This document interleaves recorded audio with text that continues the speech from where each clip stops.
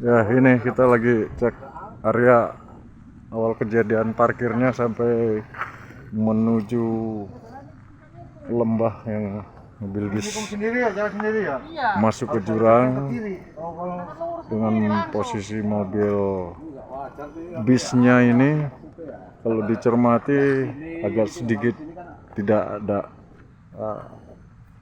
kejanggalan lah, karena itu di turunan belokan harusnya pas kudunan pertama itu sudah masuk di situ, tapi dia masih nyelonong ke arah kudunan yang kedua terakhir, baru terguling masuk sungai. Nah, ini kita bersama-sama dengan rekan-rekan ya di area parkirnya ya di daerah Guci. Nah, lagi cross check setelah dari Polres menuju ke tempat lokasi kejadian. Seluruh daripada kepanitiaan DPC Jawa Timur, bahkan dari DPN, dari komunitas ikut menyaksikan daripada uji TKP. Inilah lokasi parkirnya di atas, sekitar ada 200 meteran dari atas itu gelonongnya bis yang masuk ke sungai, kejadian di Guci. Hanya itu yang bisa saya sampaikan. Mudah-mudahan ya permasalahan yang dialami oleh saudara kita supir Pak Romian itu bisa cepat selesai hasilnya. Terima kasih.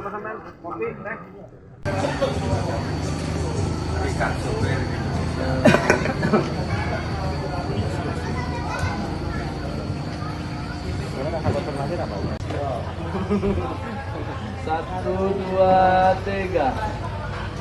Lagi? Saya bebas. Satu lagi. Selamat sore. Kami sampaikan di awal kita mendengar peristiwa di sini, kita nyantai-nyantai aja menanggapinya. Karena apa? Kita yakin bahwa pasal yang diterapkan adalah yang diambil dari Undang-Undang Lalu Lintas. Tapi ketika belakangan kita melihat yang diterapkan adalah 359 dari KUHP, ini menjadi pertanyaan bagi kami, bagi SSI, kenapa ini cuma diterapkan pada supir? Karena apa? Ketika kita ambil pasal dari KUHP, harusnya ini seluruh pihak yang berkaitan dengan kondisi ini harus bertanggung jawab. Karena apa? Supir melaksanakan parkir di sana, yang pertama pasti ada yang mengarahkan. Kemudian lahan parkir yang disediakan itu memenuhi syarat atau tidak. Kemudian standar pengelolaan kawasan wisata itu kita udah tahu belum? Atau sudah ada tidak? Biasanya kawasan wisata tertentu itu ketika diproyeksikan untuk menjadi besar, dipastikan ada rest area untuk transit sehingga kendaraan besar tidak sampai pada titik puncak, tidak berbahaya baik bagi pengunjung maupun kendaraan. Itu. Siapa saja pihak-pihak yang barangkali yang harus tanda petik bertanggung jawab selain sopir, Pak? Bisa disebutkan. Yang jelas yang pertama adalah pengelola kawasan wisata. Apakah itu dinas pariwisata, apakah itu perhutani atau pihak lain, atau bahkan mungkin ketika ini direncanakan menjadi kawasan wisata, di sana pasti Bapeda punya perencanaan bagaimana kawasan ini terbangun menjadi ideal, satu kawasan wisata yang ideal, sehingga aman bagi pengunjung, nyaman bagi pengunjung, aman bagi kendaraan yang diparkir, aman bagi supir yang memarkir kendaraan. Nah, jadi seharusnya bertanggung jawab menjadi tanda petik ya, atau tersangka tambahan atau tidaknya ditimbang pada sopir, Pak? Kita tidak menyampaikan bahwa itu tersangka tambahan, tapi kami dari teman-teman supir itu bertanya, kok cuman saya, Pak? Saya parkir di sini, ini diarahkan, bukan saya memaksa untuk parkir di lahan yang semacam ini. Jadi siapa yang mengarahkan saya? Siapa penanggung jawab lahan parkir ini? Jadi kita cuma meminta bahwa menghimbau agar kepolisian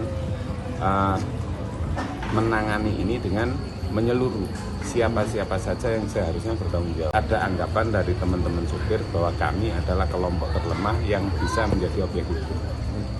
Jadi menurut Bapak tersangka yang supir ini seharusnya nggak usah dijadikan tersangka aja, itu gimana Pak? Kita tidak bisa memasuki ranah peradilan, ya, ranah penyidikan beliau. Tapi yang jelas kami dari sudut pandang kami bahwa supir ketika ini diterapkan pasal 359, dia tidak bisa menjadi tersangka tunggal. Banyak pihak yang harus juga diperiksa. Ada plan action lain Pak, selain nanti ada ini mungkin perencana yang ada. Jadi di sini ada SSI, tadi ada IPMI, ada GRM, PSST, banyak yang melakukan sana. Itu wujud prihatin, wujud peduli pada Bapak Rumiani sendiri. Tadi di Polres berapa orang Pak yang sampai ke sana? Banyak, sekitar 50 orang. Jam berapa tadi? Jam 12. Itu beda-beda komunitas dan alhamdulillah semua bisa ketemu Bapak Rumiani, diberi waktu lah. Kebuci juga rame-rame itu Pak? Rame-rame juga, 70 50 lebih lah. Karena Kapolres nggak Bu?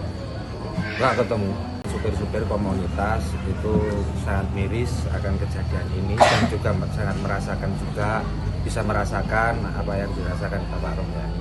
Dan pastinya kami akan selalu mengawal, mendukung ataupun ada pergerakan kecil maupun besar untuk Bapak Rumiani agar beliau setidak-tidaknya kalaupun dihukum beliau punya dapat hukuman ringan kalau dihukum. Tapi kalau dilihat dari cerita yang di luar, Bapak Rumiani sebenarnya sudah melakukan SOP lah. Kalau menurut kami SOP, handrem udah dipasang, ganjal ban udah dipasang, tapi ya nggak tahu kejadiannya jadinya seperti itu. Untuk petisi kami akan melakukan pasang petisi-petisi di tiap-tiap base camp jadi supir ini kan banyak komunitasnya. Akhirnya kita mau mengajak saudara-saudara semua untuk pasang petisi di tiap-tiap base camp untuk suara untuk Pak Rumiani sendiri agar beradil gitu. Kita minta tuntutannya cuma adil aja. Rencananya kapan tuh Pak?